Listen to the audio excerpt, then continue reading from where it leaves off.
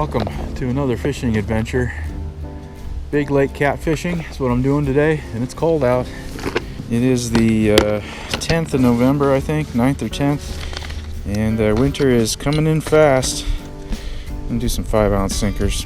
Last time I checked, the water temp here was about a week ago, and it was mid-40s. So I'll check it here in a little bit.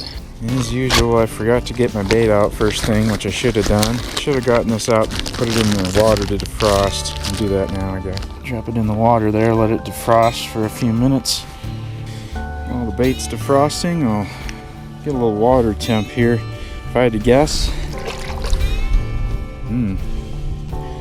it's not in the 30s yet. Probably still low 40s. We've been having some sunny days. It's 51 in my backpack.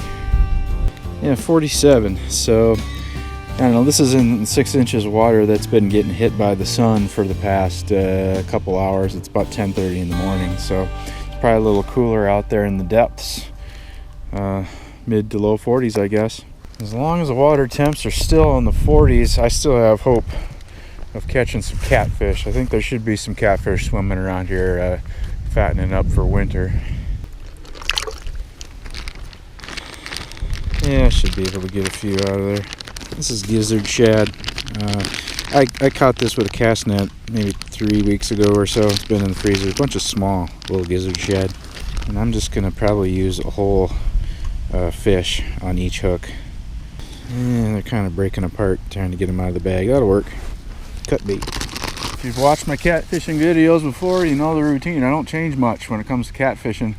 Bank sinker on a slide, swivel, 12-inch leader, 4-aught octopus hook, and shad. Gear list with all the details about the rods and reels and line and hooks and all that stuff is in the description if you're interested. Ouch. It hurts the fingers when it's cold. The line's slipping across the fingers. I should put on a glove. There's no particular features or anything out here that I'm trying to target. It's just a big flat area, gentle slope down. Gets down to where I'm putting the baits. It's going to be about 6 feet of water, and it gets deeper the farther you go, but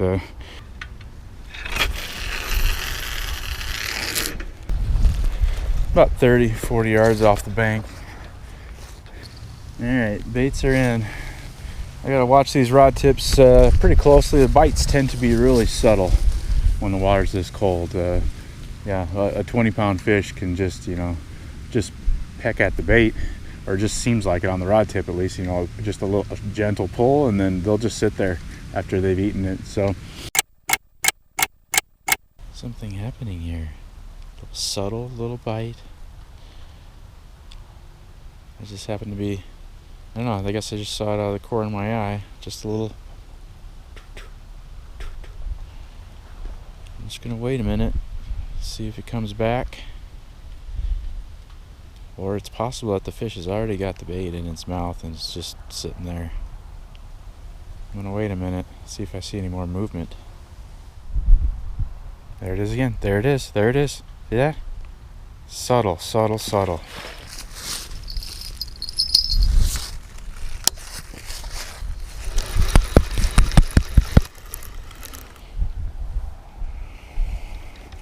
Yeah, whatever that was, successfully pulled the bait off my hook and did not get hooked.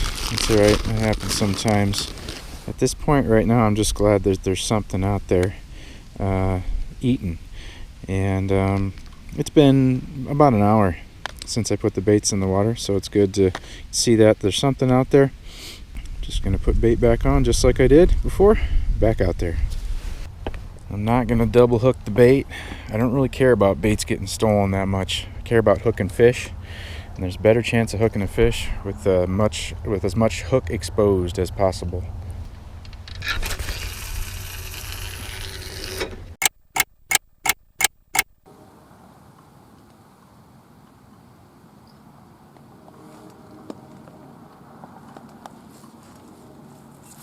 Just had a subtle bite.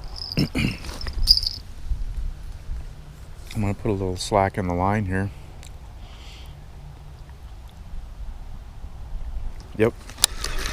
All right, now we got him. That fish is hooked. I just put a little slack in the line just to let that fish, or get the bait, scooped up off the bottom and actually into its mouth. I'm keeping fish if I can catch eaters.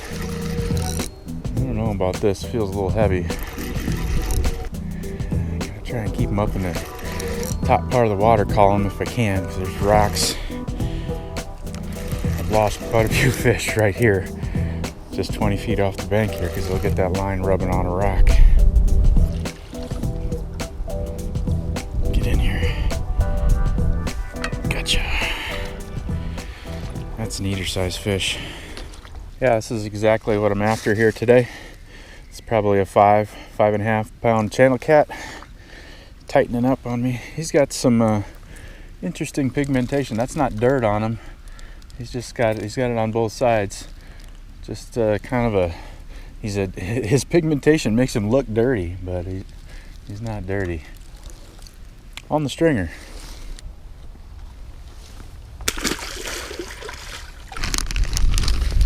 And it is a few minutes before noon. It's like 11:55. Good time of day, warmest part of the day. I caught some fish the other day. The best times that I was catching was between about noon and 2 o'clock.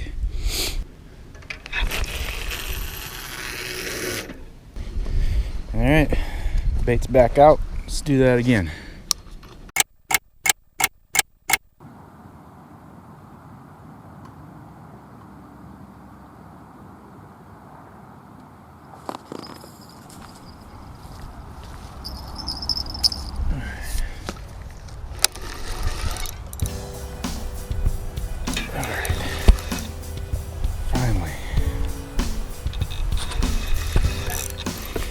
Been a good hour or so, and I've had a few bites, but no good hookups until now.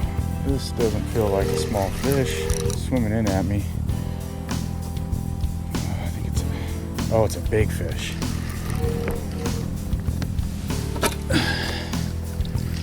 It is a big one. It's not an eater.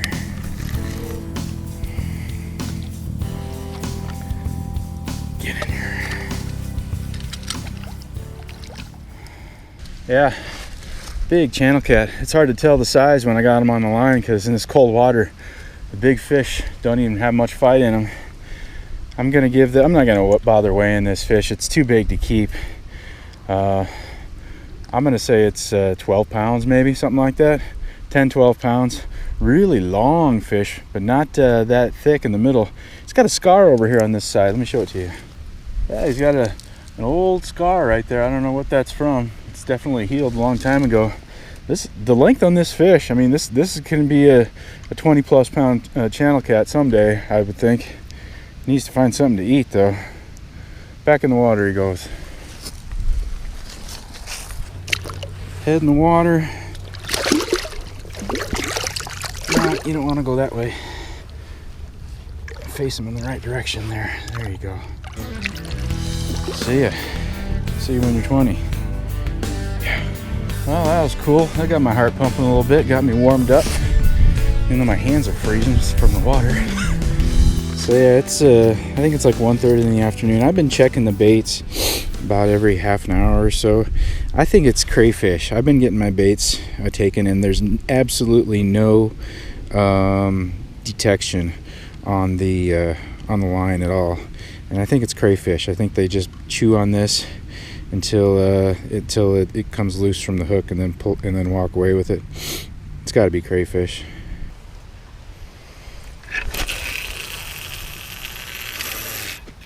So by too big to keep, I mean, there's no size regulations for catfish in Iowa. You can keep whatever size catfish. There's numbers limits, but no size regulations. But I like to put back anything, bigger than 8 or 10 pounds. It's a trophy size fish as far as channel cats go in this region. And, I like to catch them again. Catching trophy fish is fun, not just for me, but for everybody else that fishes out here. And the way to have trophy fish in a water body is to have trophy fish in the water body and not convert, that when I catch a fish, it goes back in and it remains a fish. It's not converted into human excrement. So that's just my personal preference. It's called selective harvest. You know, obviously I could have eaten that fish and be perfectly within the law and the regulations, and I wouldn't necessarily be doing anything wrong either. This is just my personal preference.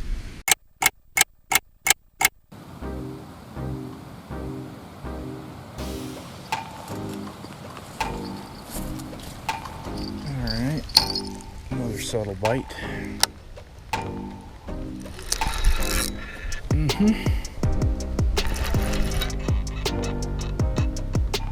It's about 2 o'clock in the afternoon.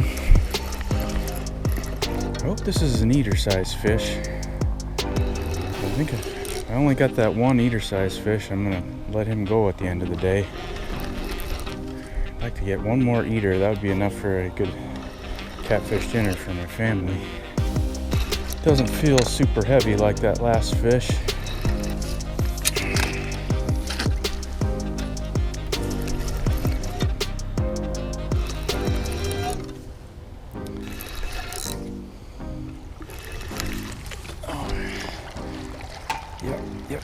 Yep.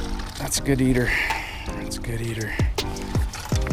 Yeah, looks like I'm gonna be cleaning fish today.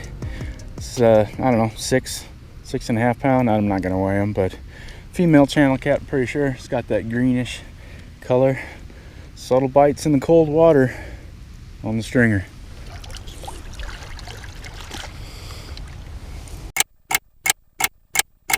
Yeah, a couple nice eaters and a trophy to release. Pretty darn good day. I think I'm gonna do Cajun catfish nuggets with these fish.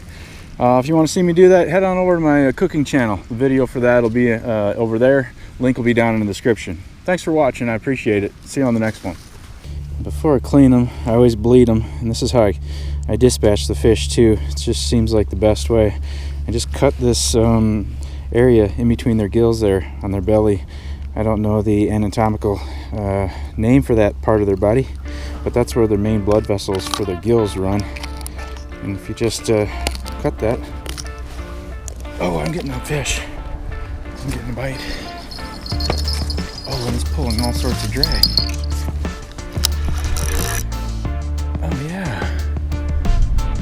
I was just getting ready to start cleaning some fish and head for home, because it's been slow.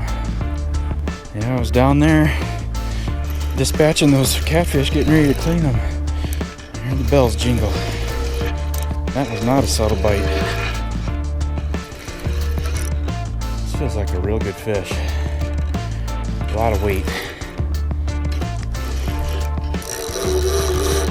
Oh yeah, do it. This has got to be a trophy. Especially in this cold water, something that's going to pull drag like that. Goodness, it is a giant. Got the line wrapped around his tail or something. Coming in backwards. Get in here. Oh, he just flopped his way out of the net. Yep, it's a giant. Get in here. Oh. Yeah, I think I'm gonna get a weight on this one. It's gonna go around 15 is my guess. 13 and a half. Yeah, now this is how you end a catfishing trip. Oh, totally unexpected. Like I said, I was getting ready to leave, getting ready to clean the smaller fish. What was this again? 13 and a half? Yeah.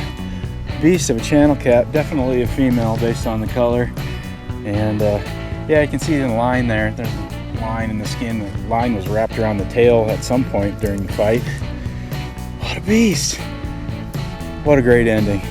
Thanks for watching again. I appreciate it. See you on the next one. All right, there you go. Head in the water. You ready? You're ready.